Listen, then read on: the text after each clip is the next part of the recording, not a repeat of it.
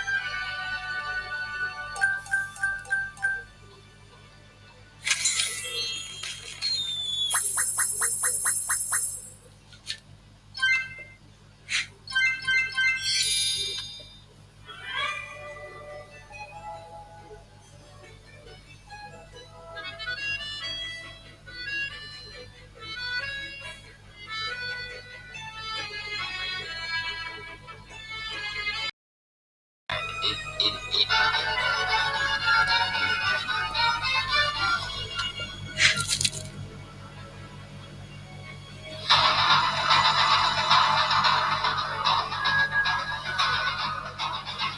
satu kampus saja yang kayak kampusnya terbanyak deh. Mau soal kampus 1 sampai kampus 6. Kalau kamu kampus berapa? Komen di bawah. Nah, kalau kamu di kampus 3, jajaran pas ada jajanan mulai 1000-an. Karena belum itu ada kenal. Jadi saya Dr. Ingrid Tania, saya Ketua Umum Perkumpulan Dokter Pengembang Obat Tradisional di Jamu Indonesia.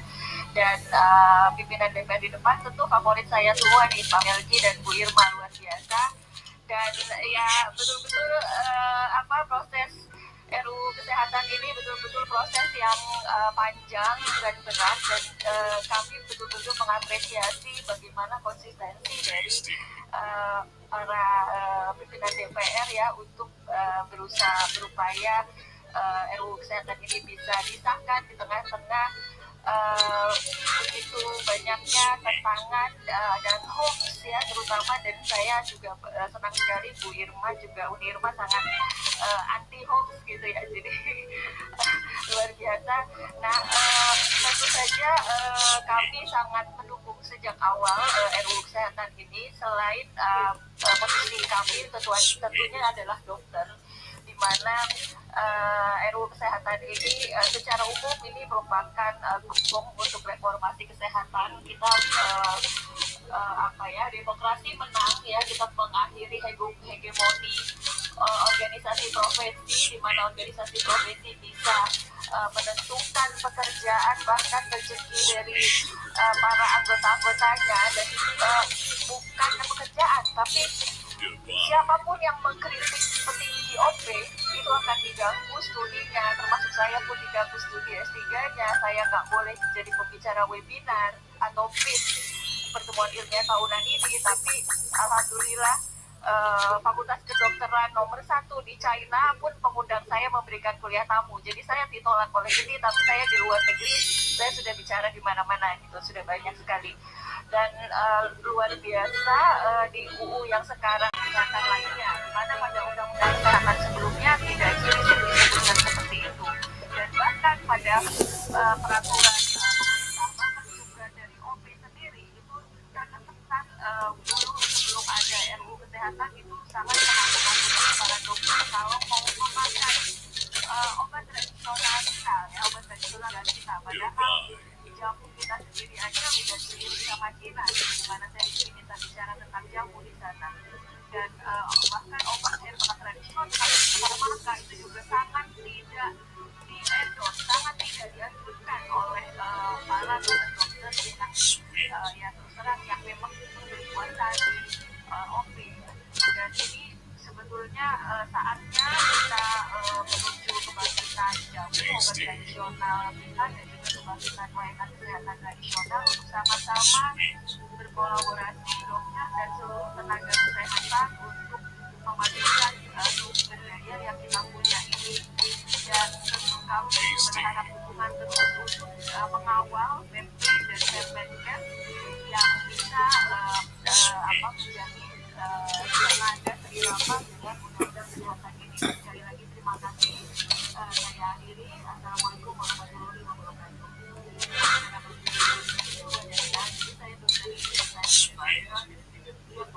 Saya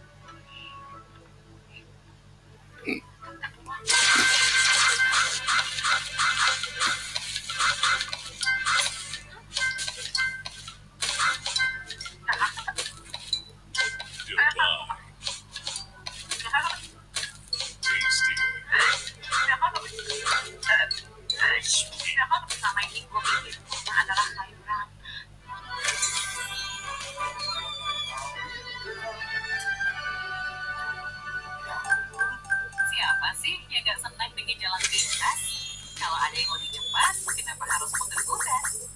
Hal inilah yang mendorong pemimpin Rusia Vladimir Putin dan kawan-kawan untuk membangun sebuah rute perdagangan yang nantinya akan menjadi jalur internasional yang digadang-gadang lebih strategis sebagai penghubung penting dalam koridor yang dimaksudkan untuk menghubungkan India, Iran, Rusia, Azerbaijan, dan negara-negara lain melalui jalur kereta api dan laut. Sebuah rute yang menurut Rusia dapat menyaingi terusan Suez sebagai rute utama perdagangan global. Putin mengatakan bahwa rel kereta api sepanjang 162 km di sepanjang pantai Laut Kaspia akan membantu menghubungkan pelabuhan Rusia di Laut Baltik dengan pelabuhan Iran di Samudra Hindia dan Teluk. Sebenarnya, proyek koridor ini sudah dimulai sejak tahun 2002 yang digagas oleh Rusia, India, dan Iran. Namun, proyek ini masih dalam tahap pengembangan yang berjalan sangat lamban dalam prosesnya.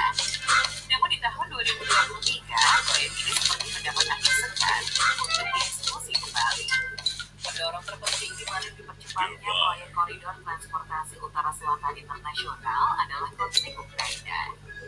Sanksi internasional yang dijatuhkan terhadap Rusia membatasi kemampuan Rusia untuk melakukan pasar keuangan global dan melakukan perdagangan internasional. Sehingga Rusia berupaya memperluas hubungan ekonomi dengan negara tetangga di Asia Barat dan Tengah untuk menghindari sanksi. Rusia mencoba menemukan rute alternatif ke pasar global seperti negara-negara Teluk, Afrika Timur, India, dan negara Asia Selatan lainnya, termasuk mempererat hubungan dengan Iran, yang juga merupakan negara paling menguntungkan secara ekonomi akibat mendapat sanksi dari Barat juga setelah peristiwa 1979. Kunjungan Presiden Rusia Vladimir Putin ke Iran pada Juli 2022 menimbulkan banyak komentar tentang perlunya menyelesaikan koridor. Ini mungkin merupakan tanda bahwa Rusia sekarang berbeda dengan Rusia sebelum 2022 yang telah menyadari betapa pentingnya proyek tersebut. Iran, Azerbaijan, Rusia, Asia Tenggara, dan Eropa. Keanggotaan proyek ini diperluas hingga mencakup 10 negara lain, seperti Azerbaijan, Armenia, Kazakhstan, Kyrgyzstan, Tajikistan, Turki, Ukraina, Suriah, Belarusia, dan Oman. Negara-negara Baltik seperti Latvia dan Estonia juga telah menyatakan kesediaannya untuk bergabung, sedangkan Bulgaria telah dimasukkan sebagai negara pengaman.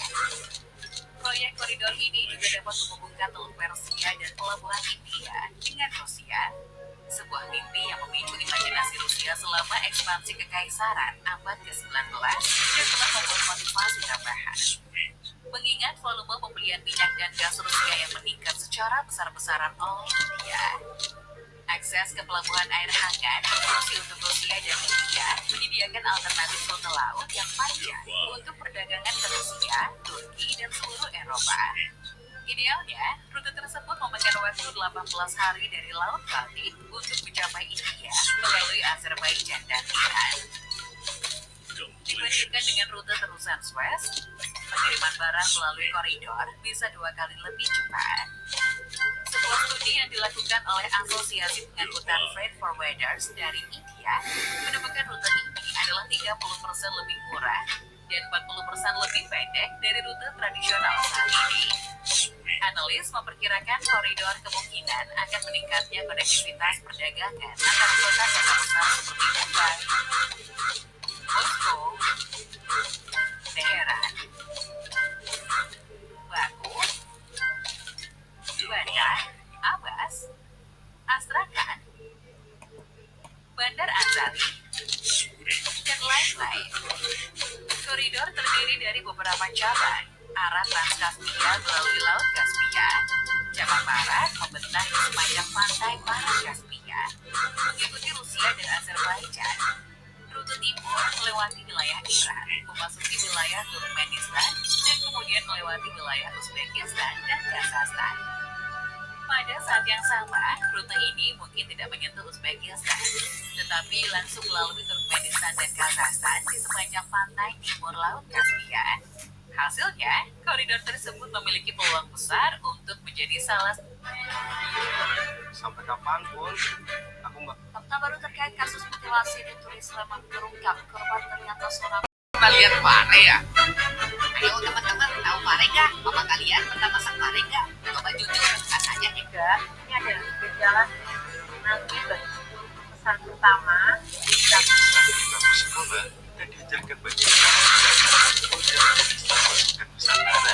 Namun, tanya bagaimana kekristenan masuk ke Indonesia. Singkatnya, kekristenan masuk ke Indonesia memang dibawa oleh Belanda. Pada masa kolonial, orang Jawa yang menganut Kristen disebut Mondo Burung Jawa Tanggung. Yang artinya, mereka bukan orang Belanda maupun orang Jawa, karena agama Kristen dicap sebagai agama Wong Mondo atau agama orang Belanda. Namun, persepsi kesan eksklusif tersebut berhasil dibawa oleh seorang pastor dari Belanda, Patrick namanya, yang berperan besar dalam akulturasi budaya Jawa dengan agama Katolik sampai sekarang.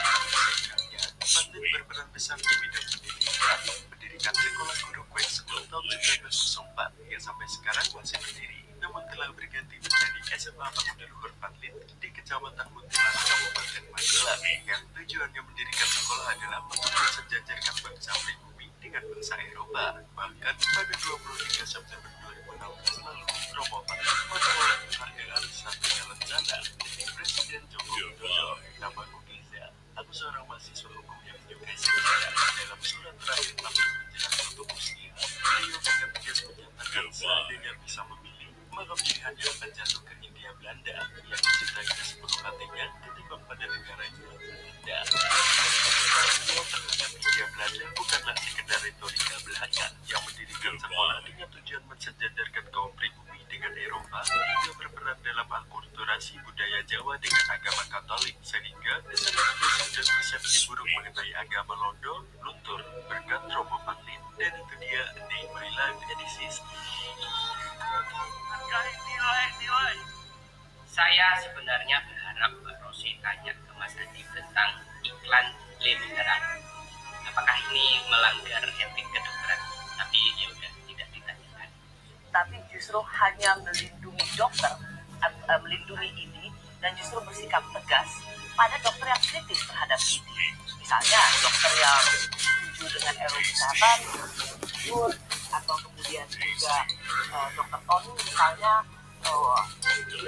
menerima surat atau dari Kementerian Kesehatan Singapura mengirimkan surat. Ini saya mau tanya dulu, benar dokter Adi mengirim surat di Singapura terkait dengan kritik-kritiknya dokter Tony pada ini bahwa surat di dalam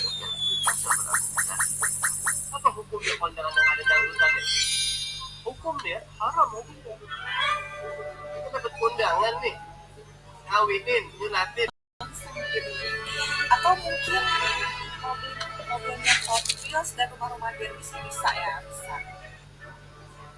Pas lihat rincian ini si pengeluaran bulan, ternyata ketika itu nggak tahu pengeluaran tahun berapa ya, kayak kontrakan 500, beras, sayur masak, gas 150, kebutuhan rumah 150, jajan bensin 200.000, mungkin ini bensin naonnya campur naon, listrik 150, mungkin wifi 150, makan sebulan 800, makannya makan apa gitu kan, entertain 200, susu 200, nabung 500, iuran 300. Gak tau sih ya, ini mungkin banyak.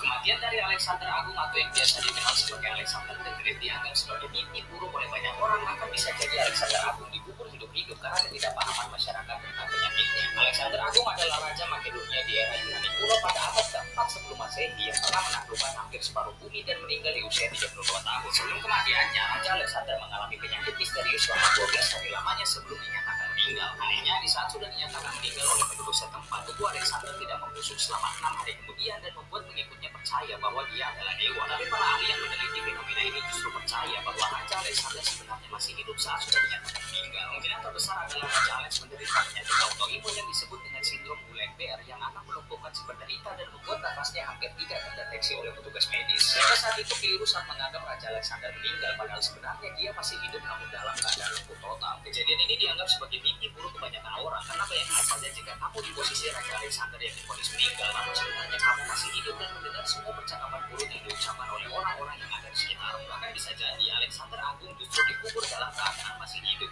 Kematian dari Alexander Agung atau yang biasa dikenal sebagai Alexander the Great dianggap sebagai mimpi buruk oleh banyak orang, dan bisa jadi Alexander Agung dikubur hidup-hidup karena ketidakpahaman masyarakat. Alexander Agung adalah Raja Makedonia di era kuno pada abad ke-4 sebelum Masehi yang pernah menaklukkan. Ini adalah semangkok ramen yang sangat panas. Pemiliknya bilang kalau bisa habiskan dalam waktu kurang dari 3 menit, maka nggak usah bayar. Dan sejauh ini belum ada yang bisa melakukannya. Kuahnya masih mendidih, wanita ini langsung mencicipinya. Ternyata bagi dia, ramen ini tidak panas sama sekali. Lalu dia makan lagi dan lagi. Suaminya kaget melihat istrinya makan ramen yang sangat panas. Pemilik restoran sampai tercengang. Bahkan satu restoran pun terdiam melihat kelakuan wanita ini. Dalam waktu kurang dari 3 menit, ia mampu menghabiskan ramen yang mendidih. Bapak tua ini sampai pingsan karena nggak percaya ada yang bisa melakukannya. Mengapa wanita ini bisa tahu? Terima kasih telah menyaksikan video Om Mumun bermain Candy Crush Saga. Sekali lagi jangan lupa like, komen, dan subscribe-nya. Terima kasih dan sampai jumpa di next video. Wassalamualaikum warahmatullahi wabarakatuh.